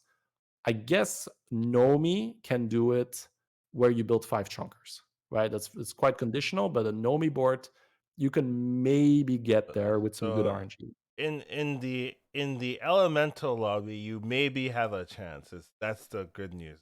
Yeah, that's Okay. well, pure from a theoretical point of view, I would say it's 2 straight shots and then 5 just Five chunkers, right? And then cleaves. yeah, cleaves and cyclones and stuff, but cleave probably mainly because that really messes with Yeah, the their ordering of vibe, things. right? Yeah. Because Death Rattle and Reborn hurts like hell when you get cleaved. So if you can make 2 Giga Hydras, the problem still is if you have I Eternal know. Knights, Yes, like undeads are stupid, guys. Like really. I like. Yes, you're just shady. You're trying to. We got it. It doesn't work. All right, undead's dumb. It's. All right, that's fine. I'll rest my case there. Where I just always want to be a little bit like devil's advocate. Let's see if there is an angle here from a non-undead point of view. But yeah, I guess cleaves and straight shot would be your best bet from what I can tell right now. Next card is the Corpse Refiner. We all played a little bit. There was that one game, right, where like 4 people were running it. It was so funny. I was And then we stopped like, doing it because it kind of sucked. it But kind yeah, of sucks, yeah, but it's a funny looking card, and it's a fun card. Yeah. yeah, you can maybe get some economy off of it, but I don't know if it's like super meta warping. Yeah, It's just one of those cards that if you have a Risen Rider, maybe I guess yeah, maybe, because yeah. then it can help you power level for sixes. But Avenge 4 on a 3 health minion, I that's rough, know man. Like it's I rough, yeah. I understand that you can't make this giga consistent because then yeah, you It's just have too a good, gold. yeah, yeah. Yeah, you have like a money pirate that gets better, right? That's too good. So but yeah, yeah. I mean, very specifically, Risen Rider, Taunt Reborn, I think is a good setup. Is that Avenge 4 per combat or overall? So it's per combat. Or So I had Ms. Bowers actually went full meme and this procced twice in one combat. She had like a proper build for it for that. she green thumbed it. That's why I was like Right. so confused. Like I was like, why are you buffing this? Yeah. And So she's at like, some point it well, it felt has like, events, doesn't it? Oh, it's gonna get it's gonna proc my event. And she won the game, so I mean, maybe she knows well, yeah. But but I mean, I guess at some point you sell it and you see the gold counter go up to 22. You're like, oh, it's not bad. Okay. yeah, I guess so, right? So. Yeah, let me level to 6 and buy two summoners as well. So yeah, I Yeah. mean, you can buff it and whatnot. So yeah, definitely an interesting card here. And then we haven't really talked about the Blanchy. I do think if Sure. if Nagas are in, this card's really valuable, right? Because you have the access to the glow skill and giving something with full health, reborn, and it reborns with the shield, right? So if you can buff this thing in a Naga lobby and give it shield, because it just becomes like a double amalgadon. Right? This thing So has like 80 are health we or something. talking about this from an angle of this amplifies my undead build, or are we talking about I'm playing a stat build and I'm relying on Blanchy to pull me No, through? no. I mean, obviously you're playing undead, Okay, but no. it's That's an okay. undead beast. Like it has undead tag. You can give Yeah, it of course, infinite. of course. Yeah, I just wanted to clarify, right, that people don't really get their hopes up. Be like, "Oh, I can play Blanchy copium, right?" let's say they nerf undeads. Then woo! Sure. Blood cheese stocks. You're going to the roof in Naga lobbies. Right, let's go. That Yeah, kind of thing. then I can see Blanchy maybe being a bit problematic Yeah, even with yeah. Then yeah, with exactly, right? So the window for this to be too good is very high, actually. So I can like that's right something, now right? there's so Yeah. many other fires to take care of It that goes this is under like the radar yeah, completely. yeah, Yeah, like this is not getting touched probably because they have to absolutely. fix the other things. But I can definitely see this in like 2 months time, maybe shorter than that. But There like was I feel like with Nagas there was this thing as well Like not just the dark gaze, right? But it's like this one thing where we talked about. Was it with Quillbore? I can't even remember where Was we it said, it might have been the Avenge cards. I don't add it. yeah, it could be, but I remember there was this sentiment of like they're gonna nerf this, and Then then they're the other gonna thing. nerf Dark Gaze, and then they're gonna forget about this other thing. I Yeah, know what you're talking about. Yeah. yeah, Uh, because it's like it doesn't show up, right? But anyways, it doesn't matter. But yeah, lots to look forward to, I suppose. It's gonna be crazy, and yeah, my advice is to just embrace it, and don't fight it, embrace it, do the undead stuff, and don't get too upset when you're, because this is really the emotion I think that a lot of people have, is when they believe that something is supposed to be strong and then it doesn't win, and then they feel like they've been wronged, and then for that reason the game sucks, and I see. this is bad and that. Like a lot of people do that, right? They're like, this should be good even though it's not in this meta. I will still do it. It doesn't work. Shit meta, right? So Yeah, I see yeah, what I you're mean, saying. yeah, exactly. Like that's not to say that it's going to be a balanced meta. It's not, but once again, quills were not balanced, nagas were not balanced. This will be a period of just some craziness, and then it'll settle down. But don't force things that are weak, right? And we talked about it.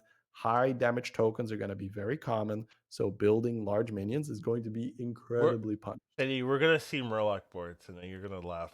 You're gonna see I'm, like I'm poison sure, yeah, Murloc. like a 3 health poison guy, and I'm just like, heck, L, right? My summoner kills 6 of your things. 6. Like if you have Selfless and Baron, it'll kill your whole board, I By guess, right? itself. But yeah, By itself. That's it's not true. completely broken. Uh, So yeah, like poison scam is it's dead. completely useless, which I think a lot of people will be happy Of about because it's not a popular thing. But yeah, I'm not sure how much they're going to embrace this because the tokens having that much damage, it's basically poison. So yeah. There were some cards I never saw in the playtest, like Blazing Skyfin. After you play a Battlecry minion, no one played that. Um, Against stats. yeah, yeah. Come on, Chitty. I'm sorry to be so cut and dry, but Ah, if man. it gains stats, it's probably bad. I can't even talk about the rest of the cards though. They all do that. Yeah, fairly mental. I mean, Yeah, yeah. didn't do So anything. the thing with Door Captain didn't do so I anything. think Elemental is okay-ish early, just because when Right, you're like, right. it's in a way you have that dragon, right? Steward of Time. Yeah. But this is not just for this shop, right? It's permanently for your shop. So it's okay. Like I had one game where the money just, it was like 8 gold. So I bought it, Y- sold it, buffed the cards in the shop, and then the rest was bigger for the rest of the game. Yeah, that's what I did Fine. too. I thought it was Yeah, like okay, but it wasn't like impact. Like it didn't change whether I won or lost the you lobby. you you would not be like, okay, let me get like a golden brand and spam these guys. That's not Yeah. the plan, because then your game plan is stats. Stats are okay early because you can't have a Nubarak reborn on turn 2, but that is really the thing you're pushing towards. You're either trying to get like the budgets. Once again, let's repeat the budget setup. It seems like is the Nubarak, and you just have high damage, low health. Then Sister is one step up. You now patch that problem of the low health with high health buffs from the sister. And then the ultimate board is when you also have summoners who are summoning high stats Eternal Knights, because the Eternal Summoners interact super favorably with the attack boost from the Anubarak, because they spawn a lot of things already. And And then then you the also need the Soul Splitter on top of that. yeah, okay. So, but I mean that one is there for every one of those variations, I would say. Yeah, Like whenever you but play it's like a Undead, you can core. choose to, I think it's kind yeah, of core. You yeah, need to core. add rest are all filler. That sounds good. I think we covered everything I wanted to cover. Pretty much. Cool. Yeah. Any final thoughts? Anything else? Blah blah blah. What you got? Play Green Thumb. It's a satisfying That's menu. your guy. I love it. Play Green Thumb early. No joke. If you're not sold on Green Thumb yet, because it works really well with the cards you want to buy anyway, right? You want to buy that Risen Knight and Icky Imp and set up some event shit anyways. My Um, advice would be don't play Undead and tell me about it. so that I can use that advice to figure out what I want to. Especially if I'm in your lobby, like don't play Great undead. time to experiment with not playing Ah, Undead, yeah. definitely, that would be my professional advice there. Uh, Sounds good. Hopefully you guys enjoyed this one. This was more of like talk about whatever comes up and thing. And I got the setup where I can get the picture. I love it. It actually, It was good. I liked it. It's good. but yeah, thank you guys for joining us. You know how it goes. You find us feedback at HSBG Podcast. Da da da da. You know where to find us. And next podcast, right, will be live, right? So we would be able to play it on a global setting. And one thing I don't know about is I don't think there's been the esports in that. But I'm kind of wondering when that was. I haven't seen anything. Yeah, It's so essentially usually Twitter would blow up with that, yeah, but that's what I was thinking, right? And I haven't seen anything. I thought we'd know, right? Because like the season starts next Tuesday, right? So hopefully we would have known. That's like the one thing. I don't know where that is. Other than that, yeah, I'm though, guessing we should have that ready before we start playing, right? So, we'll talk about it next week, right? Almost guaranteed. Right? yep. Other than that, Yep. take care of yourselves. Hope you guys enjoyed it. Hope you have a wonderful rest of your day. We'll see you guys next time. See you guys.